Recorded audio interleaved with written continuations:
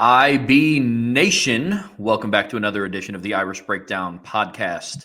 It is Thursday, February 20th, and the offseason is chugging right along. We are going to have some good topics of discussion for today. We've covered a lot so far this offseason. We've talked about the offense. We've dived into the quarterback battle and the wide receiver room. We talked about replacing Xavier Watts. So today we're going to come at it with a little bit of a focal point on the defensive side, but now we're going to talk about the defensive line. More specifically, we're going to talk about the defensive ends. We're going to talk about the role that they're going to play in 2025, why Bryan and I are excited for this position group in this upcoming season. We're going to talk about what some but of the also why we're a little bit concerned as well.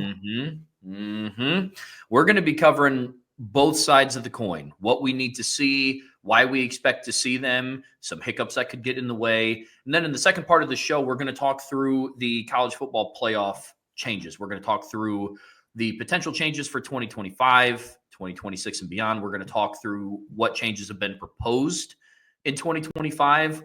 Will they be adopted? We don't know. What are the future changes? 14 teams, so on and so forth. What it could mean for Notre Dame. That'll be part 2 of today's show. And then in the final part, we will have a mailbag. We're going to go for about an hour. So make sure that you get your questions, your comments, anything that you wanted to start for a topic of discussion into the chat. Super chats get bumped up to the top, but make sure you put a MB for mailbag or a mailbag emoji, and we'll be sure that we answer that in the final part of today's show. But in the first part today, we're going to talk through the defensive end room, like I said, and it's a big year for this group. It's been solid, like we're going to talk through, but moving forward, it has to be better. There's been a lot of conversation around what does Notre Dame need to have that elite jump. We saw them make it to the national championship. Quarterback play is going to have to improve. We've covered that. The next area, Bryan, is the defensive line. More specifically, more consistency off the edge. So when you start talking about this position group for 2025, it's a big year for them. Lots of reasons to be excited, though. Yeah, it really is, Trev. I mean, there's plenty of reasons to be excited. There's also plenty of legitimate reasons to be, concerned about, can this group get to where it needs to get to? But the reality is this: the one thing that is not a question is they absolutely need this group to be better. And it's been a solid group for Notre Dame for several years, but even in years where they maybe had like one really good individual productive player, the other position wasn't as good. You look at the Isaiah Foskey years where he was really good in 21 and 22, but the opposite side wasn't as strong, wasn't as productive. 2023, Javonte Jean-Baptiste has a breakout year for Notre Dame, but and him and Nana Osafo-Mensah were an outstanding 1-2 punch. They combined for about 16 tackles for loss and 8 sacks from that defensive end position. Nana went over to TCU this year, continued playing at a really high level. It's just kind of goes back to some of those things of some of the guys that Notre Dame asked to walk away, like Nana, like Aiden Keanaaina, turned out to be pretty darn good football players at the places they transferred to. I think Notre Dame might have been able to use a 6'3", 320-pound kid that could give you 30-plus snaps a game at the Power 4 level like Keanaaina did. Yeah. But, that's the decision they made. They decided they were better off without those guys. Turned out to not be accurate. Nana was a much better player this year at TCU than R.J. Oben was at Notre Dame. And so those are the risks you run. But here's the reality of it is what we have seen, Trevor, is that – and then this past year, there were so many injuries. The group was solid this year. It was solid. It wasn't spectacular. They had some moments where they were pretty good. Obviously, the Georgia game, the defensive end position was incredibly impactful. Josh Burnham making plays in the pass game, run game. Junior Chilamaka had some big pass rushes. And then obviously, R.J. Oben made absolutely the biggest play of his Notre Dame career, his college career, really, with the strip sack of Gunnar Stockton late in the second quarter. And then in other games, they weren't as good in the postseason. And it hasn't been a strong position for Notre Dame for a while in regard to there being depth of talent, in regard to being good on both sides of the line. You probably have to go back to 2020 when you had Adetokunbo Ogundeji and Dalen Hayes on opposite sides. And then there was that stretch from like 17 to 20 where Notre Dame was pretty good at defensive end, especially 18, 19, and then 20 to a degree as well. I mean, the 18 defensive end rotation, the 18 defensive line was elite. I mean, it absolutely was. It was a big reason why that football team was so good. You had obviously Julian Aguara and Dalen Hayes on one side. You had Jameer Jones playing. I mean, Jameer Jones was your fifth end in that season, and he played in the NFL, started games in the NFL. You had Khalid Kareem and Adetokunbo Ogundeji on the other side, and that's where Notre Dame's got to get back to, having that level of defensive end play. They just haven't had it, Trevor. And if this defense is really going to take that next step and be the kind of unit that can be a championship unit, because let's be honest, the defense was good enough to get them to the championship game, but in that game, they did not play championship football. Is that because they just had an off day? Is it because some things were exposed? It doesn't matter. The reality is they didn't play well enough in that moment. And the defensive end position for most of the season was good, but not nearly as good as it needs to be. I mean, when you watch the Notre Dame last 3 games, and really all 4 playoff games, but especially the last 3 games, you look at what Michael Williams did. You look at what Jalen Walker did. You look at Abdul Carber and Denai Dennis Sutton. You look at JTT and Jack Sawyer for Ohio State. Notre Dame is very like that comparison is a lot like what we've talked about, Trevor, with the playoffs in 2018 and 2020 at quarterback, when it was like Trevor Lawrence, Tua Tagovailoa, Kyler Murray, and Ian Book. I don't care how big of an Ian Book supporter you are, you know in your heart of hearts that that's a big difference between what Notre Dame had at quarterback and what those teams had at quarterback. Yeah. Same thing in 2020 when Notre Dame had Ian Book, and it was Mac Jones, Trevor Lawrence again, and then Justin Fields. Big difference. I kind of feel like that's where Notre Dame has been at defensive end in recent years, where they're good, but they're not elite. And Notre Dame needs to get them to start taking steps towards being that level. And I'm actually encouraged by it, Trevor, because I think we saw a lot of youth this past couple seasons that now we hope is on the verge of breaking out. And there's some questions that have to get asked. But the reality is, if this team is going to run what I think Chris Ash is going to want to run, and if this team is going to, even if Al Golden was still here, if this team is going to play truly elite championship defense in championship formats and championship settings, because let's be honest, the defensive line didn't play great against Penn State either. And that's a big reason why Penn State ran so much on them. Your D-line was sort of your weak spot in the last 2 games. Now, reasons why. We understand Riley Mills was hurt. Howard Cross wasn't 100%. You didn't have Patelho. You didn't have Traore. I get all that. But the reality is but it was what it was. Whatever the reason why, you don't get bonus points because you were injured. You know, Penn State's not going to be like, well, we'll spot you 10 because you're down some guys. Yeah. Ohio State's not going to do that. So do you have the depth? Do you have the impact talent in all level, on all, layers of your defense, veterans, intermediate guys, young players, that kind of thing is what I mean. And that's what we don't know about this defensive end position. What excites me is I believe they have the talent to get there. But talent, where they are right now from a talent standpoint and a tool standpoint, is not close to where they need to be from a production and consistency standpoint. And that's what we're going to have to see more from this defensive end position. But at the end of the day, Trevor, what excites me is when you look at this group, we're not looking at a Notre Dame defensive line position that needs to where you're saying, boy, I hope this guy that's kind of a mediocre talent can play out of his mind. That's not where they are. And that's where you want to see them kind of take that next step is, okay, the talent is there. Now you need to turn that talent into production and consistent production. And that's where Notre Dame needs to get to. They're not there yet, but that's where they need to get to. And if they can, this team has a chance to be really good on defense and take that next step as a football team. And they haven't been there in a while. They need to get there. The thing that I like about the defensive end discussion is it doesn't matter who your defensive coordinator is. You need production from that position group, whether it's Chris Ash or Al Golden or Marcus Freeman or Clark Lee or Mike Elko. You need your defensive end group to be really, really solid, more so than what it's been. You hit on a key point. Consistency is huge. The nice thing about the conversations that we can have now as people who break down the team and analyze what Notre Dame has is it's not waiting for the talent to get there. It's there, but consistency is going to be huge. I mean, you have the talent, you have the length, you have the athleticism. Can Al Washington put it together in the offseason? Can he do it? And you have, with the defensive end group specifically, a lot of players coming back. You have Boubacar and Botello coming back off of injury. You have Josh Burnham. You have Bryce Young. You have Logan Thomas. You have Junior Tuialamaka, who ended the season second on the team in total pressures, and he didn't take a defensive snap in the first 2 games. He's somebody that doesn't get talked about quite as much, but you look at, to me, Brian, I don't know if you agree or disagree with this, but you look at what Junior Tuihalamaka did this season for Notre Dame. I think you look at that performance and say, hey, like that becomes the new baseline of how we evaluate defensive ends. It can't be, hey, one game, they play really well. Then the next 2 to 3, they're kind of a non-factor. I don't want to say absent because they were there. They do things in run support, but the level of pass rush consistency has to get better as a defense. Yeah, like they were solid. They were solid. And we're not going to sit here and try to pretend like, oh, they were bad. They weren't bad. I mean, look, one of the biggest plays that was made by a Notre Dame defensive player against Penn State, for example, was, Christian Gray's interception doesn't matter if Josh Burnham doesn't make that big stop on second down at the 1 yard line where he tackles, I think it was Nicholas Singleton or maybe it was Katron Allen, 2 yards behind line of scrimmage, forces a third down pass that gets dropped and they have to settle for a field goal. So instead of it being 14-0, it's 10-0. That was a huge play.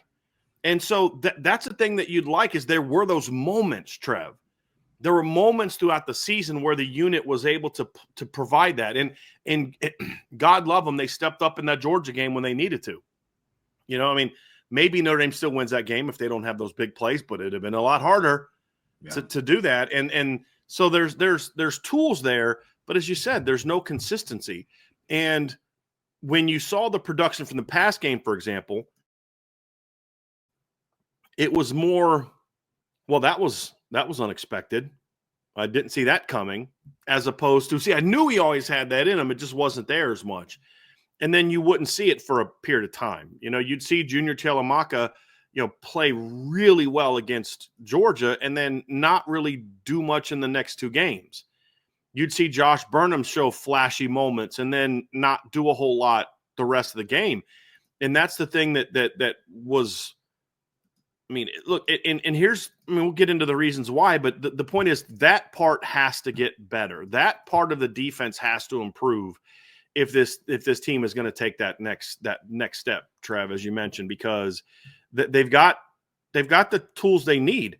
Can they take it to? Look, here's an example. Josh Burnham had 4 pressures in the playoffs. He only had 9 the entire regular season. Is that a sign of things to come, or was he just did he have that hot moment? He had great back-to-back performances against Stanford and Georgia Tech, had 2 pressures in both games. Then he doesn't have another pressure until the USC game where he had 3. So you look at Josh Burnham and he had 7 of his 13 pressures came in the last 5 games. And that's one of those things that gives me some excitement. Well, why does it give you excitement? Number one, I love when guys play their best football in the biggest moments. You know what I mean? But the other part is does this mean that Josh Burnham is finally figuring out how to play defensive end, a position he'd never played before he came to Notre Dame? Those are things that we don't know. We don't know the answers to that, Trev. But that's where you get excited because when you look at the tools, boy, that kid's got he's 6'3.5", he's 250, he's got really long arms, he's athletic. Why isn't the production greater? Oh, he played quarterback and middle linebacker in high school. There's some learning that needs to be done. Yeah. Junior Tuihalamaka was recruited as a middle linebacker. Does the production he showed late in the year mean that he's starting to kind of get to that point? I don't know. Junior's a guy that had 26 pressures this season. That's a good amount. Now, he only had 3 sacks and 3 hits in the quarterback, but the pressures, it starts with the pressures, and then as you learn more, get more comfortable, then those pressures start turning into more hits and sacks. But Junior had 4 against USC, 4 against, Georgia. And so you say, okay, is he starting to figure it out? Those are things that we don't know the answer to. He doesn't play a meaningful down of football the first 2 weeks of the season, comes in, plays 18 snaps against Purdue, does okay. But then over the next 2 weeks against Miami of Ohio and Louisville, he has 6 pressures and an interception. There's guys there. Bubakar's coming back. Patelho's coming back. Bryce Young is emerging. Logan Thomas might be the only, might be on a guy that you look at and say, is his tools as good as Bryce Young and Bubakar's from an upside standpoint? Maybe. And then, of course, you're bringing in Chris Burgess and Joseph Reeve. So the point is, Trevor, boy, there's a lot of talent there. There's a lot of potential there. The question is, can Al Washington take that talent, mold it, and turn it into something really good, as opposed to walking into a situation where he inherits an Isaiah Foskey coming off 11 sack season. He inherits a Javonte Jean-Baptiste, who had been coached by Larry Johnson, one of the legends, for 5 years. And then it's like you're taking it to the next level. I'm not saying Coach Washington can't do this. I'm saying, like, you've got to look at it and say, has he shown that he can take those young players that are raw and toolsy and turn them into impact players on a consistent basis? The answer is no. But I'm not banging him for that because, again, I didn't expect any of those guys to become monsters this season.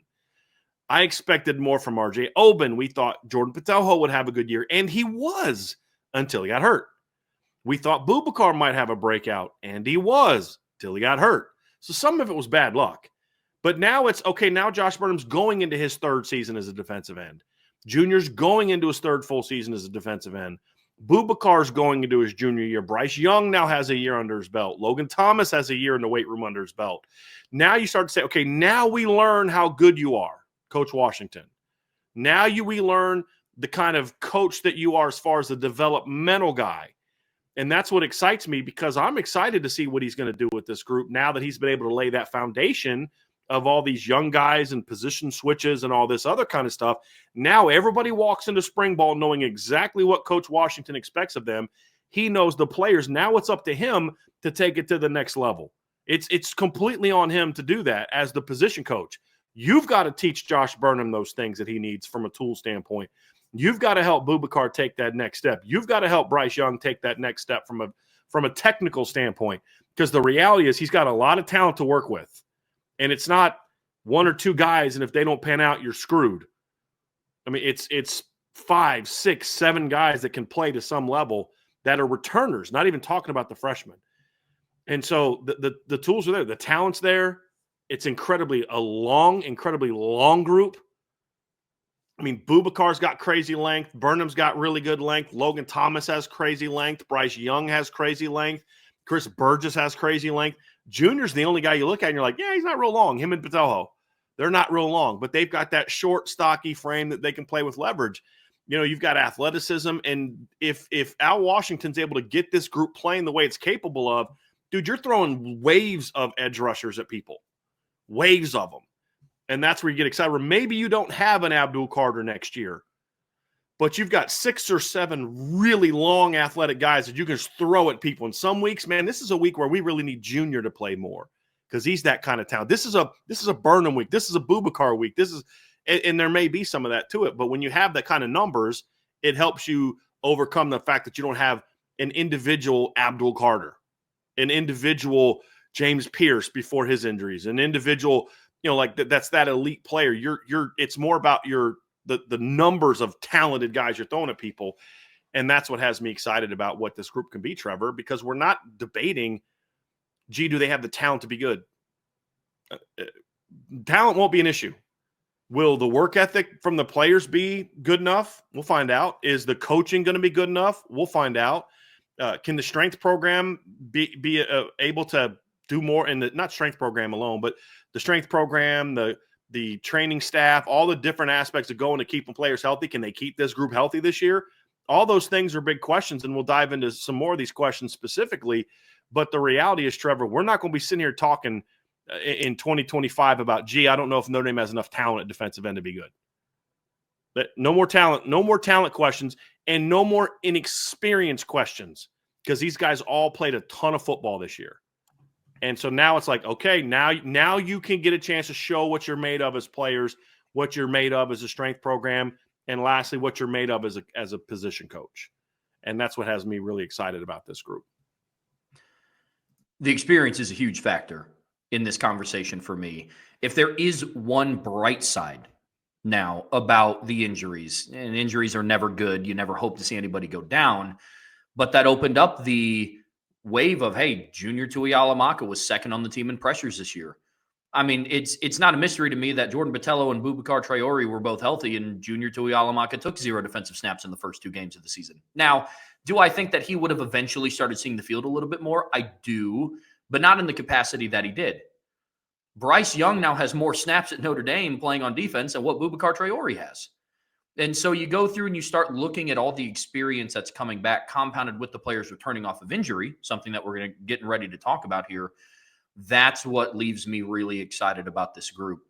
And you brought up a really good point that I wanted to highlight. Yes, the question is, if they can do this, this is what it'll look like. For Notre Dame to return and now win to that championship stage, they now need to do this. And all of the points that you brought up of the experience, the length, the athleticism, the depth. Now there's not a whole lot of excuses, barring another season decimated by injury, that they shouldn't take that jump. And honestly, it's a weird precipice to kind of be on, where you should take this leap based on what you have returning. We've had this same discussion about Notre Dame's cornerback room. Hey, in years you've had Cam Hart and Ben Morrison and Christian Gray, and now you have Leonard Moore and Carson Hobbs. You have all these guys coming in, and the defensive line, maybe not from a star power perspective, like having a Ben Morrison or having a Leonard Moore. I think that there's players that could reach that level along this defensive line, like a Bryce Young. But you're getting to that point now where you can just kind of insert 2 deep, 3 deep guys, and you're not really missing a hiccup, which I believe is where the cornerback room is. Worst case scenario this upcoming season, if Leonard Moore gets banged up for a game and you replace him with Carson Hobbs, I'm not left feeling super unconfident. So the defensive line room has the opportunity to be that. However, going into 2025, there are some question marks after watching this team in 2024 that we do have. Some of them that we've highlighted already, but the biggest one for me, maybe not one of the bigger ones for me, first on the list, is health. Because one of the biggest upside players is returning from a knee injury that he suffered on September 28th. It's Boubacar Traore. And 2 weeks prior to that, Jordan Botelho also went down with a knee injury against Purdue. So the health around those 2 players, Bryan, is going to be a big factor in the success of this group. Now, through a natural progression of the other players, Bryce Young, Junior Tuihalamaka, Josh Burnham, Logan Thomas, the incoming freshman, you would expect that the production at least matches what it did this past season, because we essentially watched a full season's worth of games without Boubacar and without Jordan Botelho. So if those other players just take the natural progression, but I do believe that a guy like Boubacar has the key to take this group over the top, to make them an elite group. He is one of the factors. So health around those 2, the recovery around those 2, I think is going to be absolutely huge in 2025, Bryan. Absolutely huge. And I would argue, Trev, you could even just get away with one of them being healthy, because they play the same position, because of Junior Tuihalamaka's emergence, because of Logan Thomas's potential. You don't even need both of them to get back to where they were last season. If they do, that's great. But I'm saying, like, football's a sport where not everything goes the way you expect it to go. Not everything goes perfectly. And you can't say, well, in a perfect world, if we're sitting there talking, Trev, about, and this isn't what you're saying, it's just kind of where my mind's going right now. If we're sitting there talking about, well, if everything goes according to plan, they could have a really good D-line this year. Well, then guess what? They're not going to have a really good D-line this year, because it's not going to go according to plan in a 16-game season. Sure. And so, like, that's the point. They don't even need both of those guys to come back because of the depth that emerged when they went out. But if both of them come back, I do still think that's the ideal scenario, because Botelho can be a Viper. You've got Junior playing that position, and you've got Logan Thomas playing that position. Then you'll have Josh Burnham at end. You'll have Bryce Young at end. Hopefully somebody else steps up at end, whether it's moving a Brendan Vernon or a Cole Mullins out, whether it's Chris Burgess coming in, or, and here's what I think is very likely, you see a lot of Boubacar doing what he did the last 2 games, which is playing both end and Viper, which I think is perfectly fine. I'm also very curious to see if Chris Ash alters that hard rule of you're the end and you're the Viper. Not that I dislike it or like it. I mean, it can work either way. Or does he just have, like, hey, we just need 2 ends, 2 really good ends that can do a little bit of everything? I don't know the answer to that. We'll find out in the fall. But I do think with Burnham and with Botelho, or excuse me, with Boubacar Traore, you do have 2 guys that have had to play on both sides. So there is some interchangeableness. But I think when you look at kind of getting Boubacar back, if both of them come back, then you have more flexibility with Boubacar.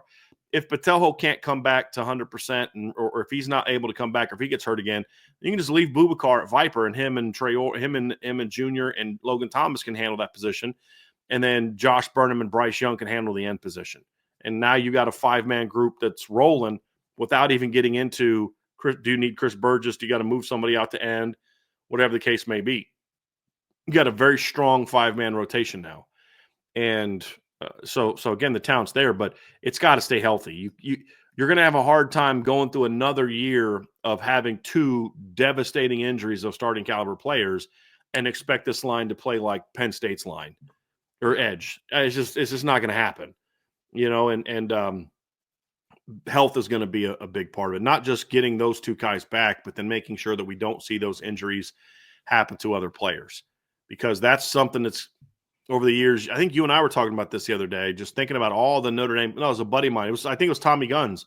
We were talking on the phone the other night and thinking of all the Notre Dame great, like big time prospects that got hurt before. I mean, Armando Allen getting hurt in high school was never the same. James Alders getting hurt in high school, he was never the same. Ethan Johnson getting hurt, he was never the same. Jarrett Grace getting hurt, he was never the same.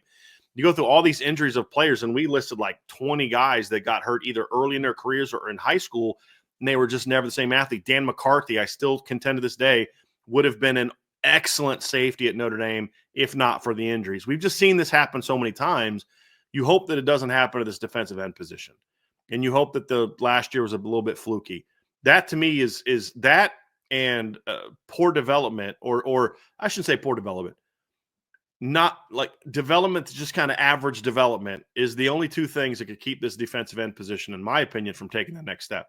And when I talk development, I'm talking all encompassing: strength program, position coaches, the players doing the work. It's not, if Al Washington does a bad job, that's true, but it's not just him. Development is part coach, part player, part strength program. All of it goes into development. And if that's not good enough, that and injuries are the only things that, to me, that could derail this defensive end position just in general. If we get good health, Trev, then it goes to what you talked about, which is there has to be some level of consistency from a pass rushing standpoint. Because if you're a defensive coordinator, you've got to have faith that I can rush my 4 and we're going to be good. You can't say, well, last week we were good at it. The week before that we weren't. The week before that we weren't. The week before that we were. Because then you got to basically say, well, now we have to blitz because I can't take the chance against, Miami or Texas A&M or Georgia or Ohio State or Oregon that we're going to be able to rush the quarterback because we're so inconsistent at it. Is this a Georgia game or a Penn State game? I don't know the answer to that. And that's where consistency, to me, is the second big question mark that we need to see answered from this group. There needs to be a level of consistency. Even Boubacar, as good as he was at times last year, at other times he wasn't as impactful, wasn't as noticeable, wasn't as dynamic. He was very good against Purdue, great against Miami of Ohio. I thought he was pretty good in limited snaps against Miami of Ohio. Didn't really do much anything against Northern Illinois and was just kind of okay against Texas A&M. All right, so we need to see him kind of be a more consistent player as well. That's where I'm disappointed he lost all that potential development last year with the injury. Hopefully he can make up for it. But, we don't know what his status is for the spring. Hopefully we'll find out soon. But that's going to be a big thing, Trev, is the consistency from an effectiveness as pass rushers. Yeah, pass rushing consistency needs to be better in 2025. That is the one thing glaring from this defense that you can kind of take away and say, this is the one area that has to improve. And it is a has to, in my opinion. We saw what it looked like when Will Howard had the opportunity to go back and set up camp and cook himself a meal in the national championship game. Notre Dame found themselves in a 31-7 deficit with 8 minutes left in the third quarter. Notre Dame had 6 games last year where they had 1 or fewer sacks in a game. Now, to paint the picture, 2 of those were Navy and Army. So I don't want to – it's not like it was against IU, USC, Georgia, Penn State, Ohio State, and Northern Illinois, but some of those are the same. They didn't have a sack, or they had 1 or fewer sacks against A&M, Northern Illinois, USC, and Penn State. Northern Illinois, they lost. They needed some heroics and a taser in Penn State. They needed – a last-second, really long drive to put together at the end of the A&M game to really seal that game. And USC scored 35 points on Notre Dame's defense.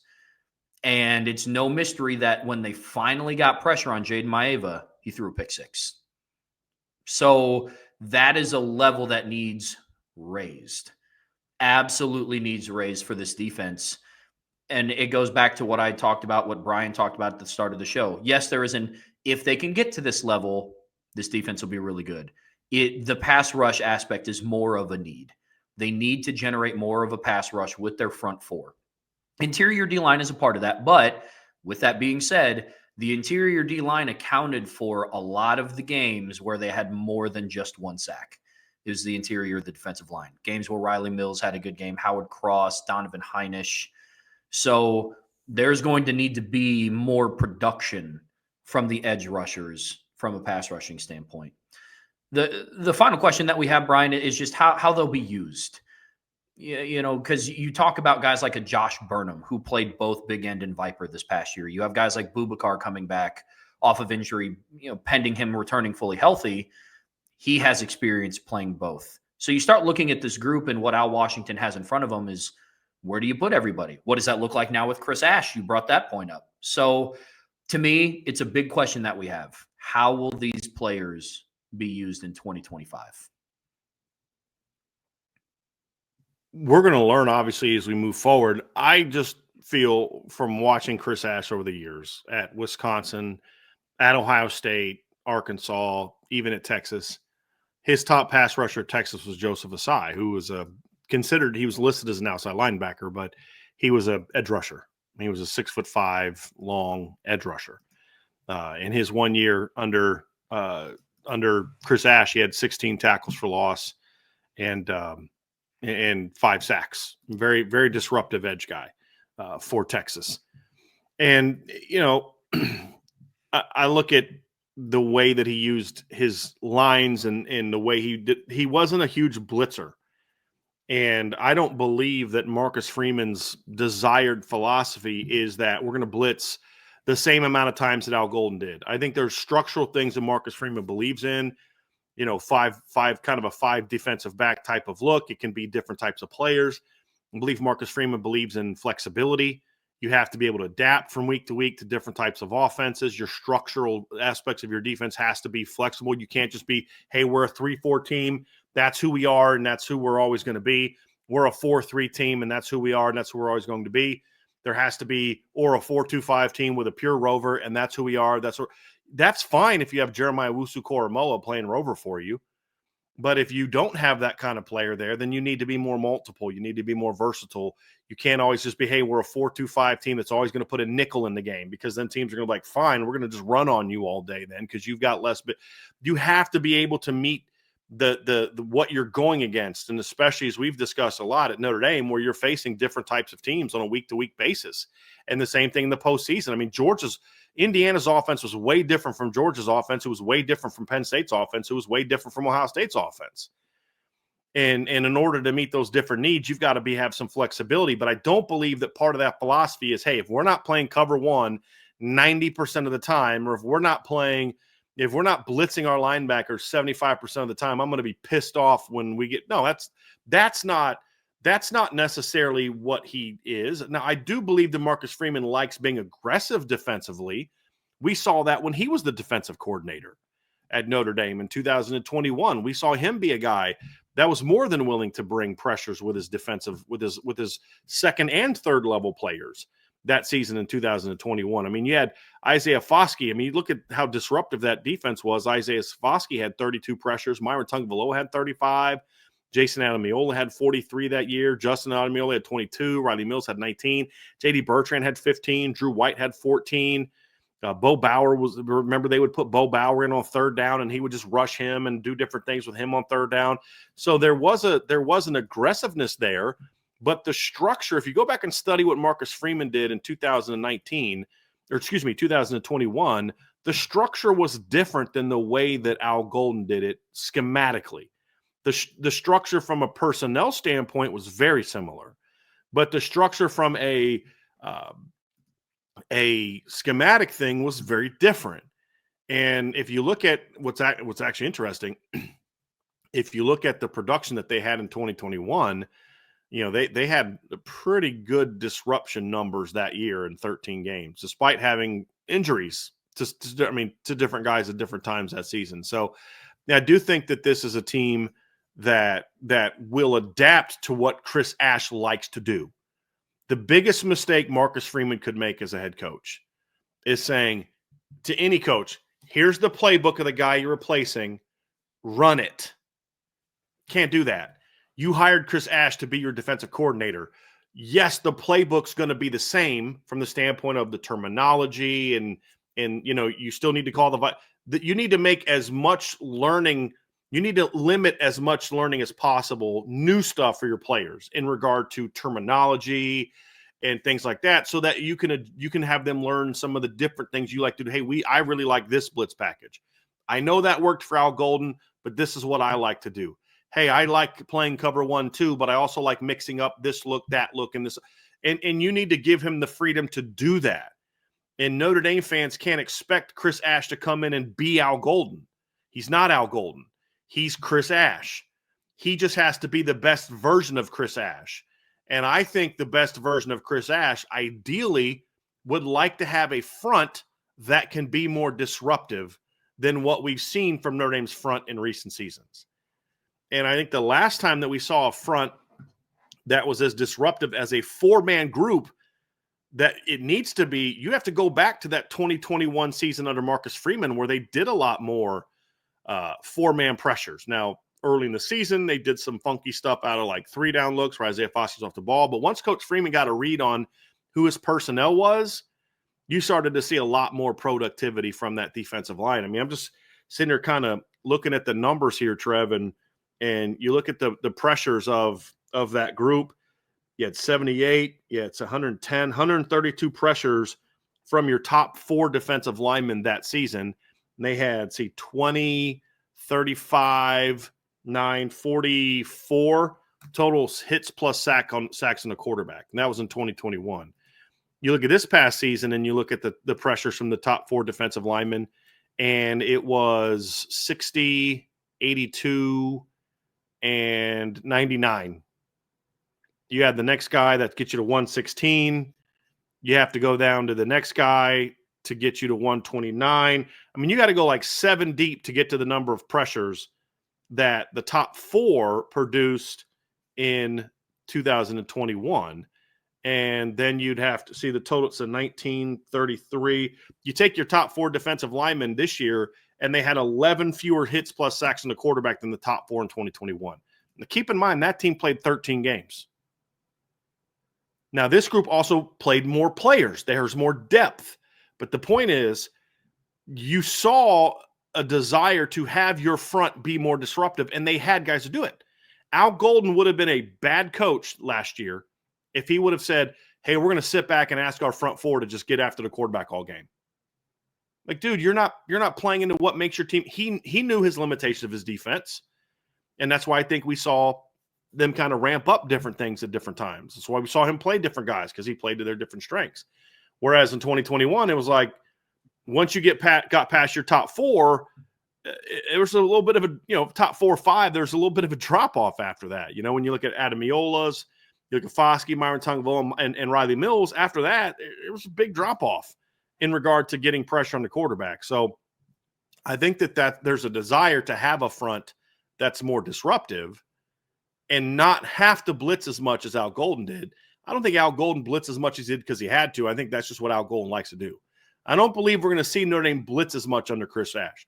It's not better, not worse. It's just different. You can win blitzing a lot, and you can win not blitzing a lot. That's not the point. The point isn't Golden versus Ash, Ash versus Golden, who's better, who's worse. It's just different. But I do believe if Chris Ash is going to run the defense the way I think, and this is what I think, this projection based off what he's done in the past years. He's been in the NFL for the last 3 years. I don't know how that's going to influence the things he likes to do. There's a lot of unknowns here, but I'm just saying based off what I've seen at Texas, at Ohio State, at Wisconsin, at Arkansas, I think he'd like to have a front four that can be more active and then maybe trigger one guy as opposed to bringing both and dropping the Viper a bunch and things like that. That's what I think he'd like to do. The fortunate thing for him is he's walking into a Notre Dame situation where I believe he has the talent to do so. Yes. But they're going to need to have them take that next step. And that's going to be a big thing for him and Al Washington to get together and say, hey, look, we've got to really ramp up And to a degree, there wasn't the need for Al Washington to take things to the next level from a pass rushing repertoire standpoint, because they just didn't ask their guys to do that as much. It was a lot of, contain and being gap sound and those type of things. But now they're going to get turned loose a little bit more, I believe. And also they should get turned loose because the talent's there, but that's not going to work if you don't enhance the tools in the tool belt for them as pass rushers. That's going to be a big part of it too. But I think it does come down to that. I do believe that'll fit what Chris Ash wants to do defensively. And so the time is coming at the right time, I believe. Chris Ash is coming at the right time for him in the talent that he's walking into. I think it fits what I think he wants to do. And we'll see kind of what that looks like. He's going to have a press conference next Wednesday I'll be at. So, he's not going to give away much, but, at least we'll start to kind of get an idea of what his philosophy is and things like that. Yeah, to put some numbers from what you were saying, Brian, about just having a really active front four. Last thing that I'll say before we move on to expectations, potential breakout players is, look, Ohio State had a really solid front four, really, really good. I mean, a championship caliber front four on defense. They had JT Tuimoloau, they had Jack Sawyer, Ty Hamilton, Tyleik Williams. And you go through and look at their production and their disruptiveness in the postseason. Once the playoffs started against Tennessee, they had 6 tackles for a loss. This is as a defense. Oregon, they had 13 tackles for a loss. Against Texas, they had 9. Against Notre Dame, they had 7. For sacks, Tennessee down to Notre Dame, they had 4, 8, 4. They only had 2 sacks against Notre Dame. Mind you, their offense, Notre Dame's offense, was not on the field a whole lot in the first half. They were on the field, 3 times if you don't count the final last play of the first half. But Ohio State was a team that didn't blitz a whole bunch. They weren't sending Cody Simon and Sonny Styles and Arvell Reese a whole lot into the backfield because their front four was that productive. I'm not saying that Notre Dame is going to have a season in 2025 where they're going to have JT's production and Jack Sawyer's production and Ty Hamilton's and Tyleik Williams with a couple of other rotational guys sprinkled in there. But that's what it could look like if you have really good production from your front four. Transitioning into expectations for this group. Did want to point out one thing real quick, Trevor. So I went and looked and I compared the 2021 Notre Dame defense to the 2024 Notre Dame defense. Yeah. And in 2021, again, I'm just pointing out the difference in defensive line disruption production. In 2021, Notre Dame had 260 pressures, 88 hits plus sacks in the quarterback. This is all according to Pro Football Focus. The 2024 unit had 272 and 104. So 216, 88 compared to 272 and 104. If you project what they did in 13 games to 16 games, it jumps up to 320 and 108 production from the defense. So a lot more disruptive that year under Marcus Freeman. If you look at the number of run stops, the 2021, they had 334. In 2024, they had 400. If you project that into 2024, that gets you to 411. So it was definitely a more disruptive defense that one year under Marcus Freeman. And if you look at the numbers, a lot more of that disruption came from the front than what we saw in the last couple seasons. So it does kind of back that up. Yeah. So when you get into expectations for this group, potential breakout players for this group, where do you start? We'll tackle expectations first. And we've kind of danced around some of them. We've highlighted some of them already. But for you, Brian, where do you start expectations for this end group in 25? Well, number one, can you please stay healthy? I mean, that's a big thing. Man. Stay healthy. Number two, I need it to be more disruptive on the ball, more consistently disruptive on the ball. What I loved about this DN group is I think they were pretty clutch. Like they stepped up and made plays when they needed to a lot of times, but then there was lots of lulls in between where we didn't see that production. So I want to see more consistent disruptive production. I want to see from this group being a little bit more physical on the edge. When you go back and watch the Penn State game, what you're going to see is one of the things that hurt them in the first half is the ends were allowing themselves to be stretched out and back. One of the big adjustments at halftime wasn't even necessarily an adjustment schematically. It was R.J. Oben came out in the third quarter and was rocking the tackles and knocking them back. So when they were stretching at the line or behind the line, which was forcing early cuts, which was allowing the Notre Dame second level and third level players to flow to the football. They weren't able to get to the corners. They weren't able to get to the linebackers. They weren't able to get to the safeties. So there needs to be a little bit more physicality at the point of attack from the edge. They need to be more physical sitting. I mean, they were solid setting the edge, but way more consistent. They also need to be more consistent from a technical standpoint. There was too many times you could see them kind of attacking with the wrong shoulder or not taking the right angle, which made them really easy to get kind of logged or kicked out, whatever the case may be, and then getting kind of getting into that second level easier than they should. And so that's something that has to be more effective. And then the other expectation is we need to see breakout performances. Look, and I don't know who it's going to be. Is it going to be Boubacar? Is it going to be Patelho? Is it going to be Junior Chilmaka? Is it going to be Logan Thomas? Is it going to be Josh Burnham? Is it going to be Bryce Young? I don't know who it's going to be, but you need a couple breakouts. And when I mean breakout, I don't mean, okay, you go from what you were in 2024 to Abdul Carter in 2025. I'm not saying that. But what I'm saying is you need to become like that dude. You need to become that, like, boy, this guy, we got a game plan for this guy. Got a game plan. We got to stop this guy. This guy's a game wrecker for us. And shoot, we got to worry about that guy. So if it's some combination of like Boubacar and Josh Burnham, or Boubacar and Bryce Young, or Junior Tuihalamaka and Josh Burnham, or Junior and Bryce Young, or Logan, I don't care. And then also I think the expectation is I guess this is sort of an expectation, but it's more of I need Al Washington and Chris Ash to be really good at identifying what these guys do best and find some niche roles for some of these guys. Like Logan Thomas is a guy that I look at and say, that's a guy that needs to have a niche role in 2025. He is too athletic and too fast and too twitchy not to be doing something for you next season. Yes. And he's a kid that's got a lot of tools. And now, is he going to give you 40 snaps a game? I'm not expecting it. I'm not counting on it. I'm not saying if he doesn't, that means he's overrated. All I'm sitting there saying is this kid's got a lot of tools. He's got a lot of tools in the tool belt. I mean, Trev, he had 28 pass rushes this year. And on those 28 pass rushes, he had 2 sacks and 2 hits on the quarterback and 5 total pressures. And that's that's at 220 pounds. If he would have had the same number of pass rush snaps as Bryce Young, he'd have had 37 pressures at that rate. At the rate he did last year. Bryce Young had 17. Now, again, it doesn't work like that. It's like, well, then why the heck didn't they play him more? Because he was 220 pounds. He wouldn't have been able to do that over the course of 200 snaps. Yeah. The point is, if you look at what he did on a per snap basis, he was very disruptive. So you've got to find more ways to get him in there. Yes. That's the key. Find that niche role. And that's how you can keep all those guys happy. Not everybody has to be a starter, key rotation guy. Some guys can dude, this is your role, and I need you to be a monster at it. And that's something else that my expectations for what I need them to do.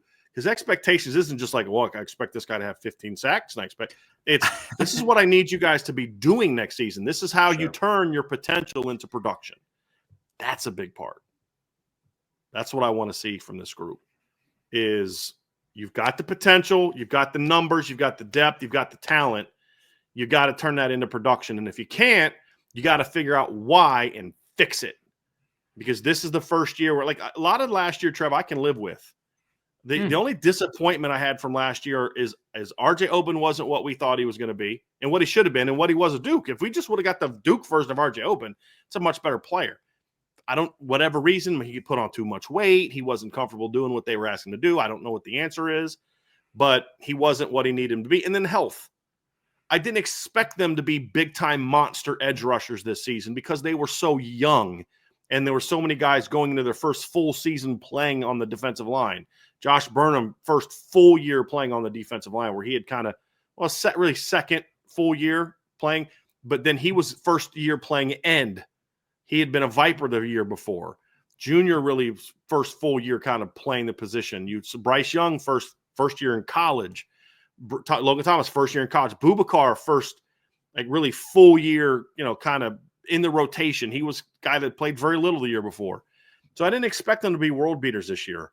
But now you say, okay, now projecting into now year 3 for a lot of these guys and year 2 for some of these other guys, now you do expect them to take a pretty big jump because the talent's too great. And if for whatever reason you can't get more out of this group, then you got to sit down and come to Jesus conversation with all the people involved with getting the most out of this group, because there's too much talent for them not to make a big jump. Again, I'm not asking them to be Penn State's duo, or I'm not asking anybody to be Abdul Carter, but they need to have a big jump in production and overall performance from where they were last season.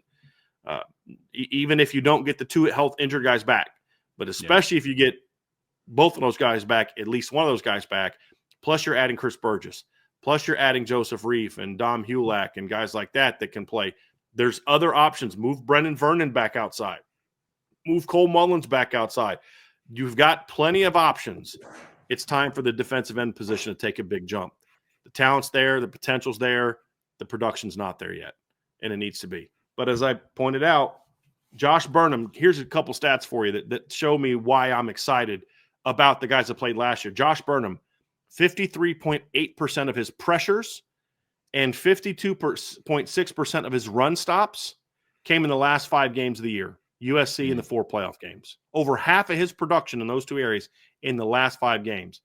Bryce Young from Florida State on, so that's the last 8 games, the second half of the season, 64.7% of his pass rush pressures and 76.9% of his run stops came in the second half of the year.